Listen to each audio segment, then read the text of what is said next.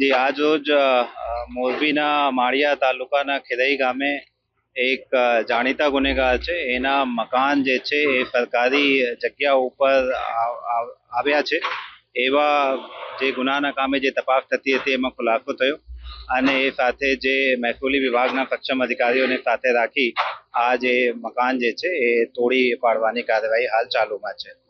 એ જે પરિવાર છે પરિવારના સભ્યો ઉપર ભૂતકાળમાં ગુનાઓ નોંધવામાં આવેલા છે. ગત ડિસેમ્બર 2024ના મહિનામાં પણ આ પરિવારના સભ્યો ઉપર જાનથી મારવાની કોશિશના સાથેના ગુનો નોંધવામાં આવેલા છે અને સમગ્ર તપાસ દરમિયાન એ બાબતના ખુલાસો થતા એમાં આગળની આજની કાયદેસરની કાર્યવાહી ચાલુમાં છે.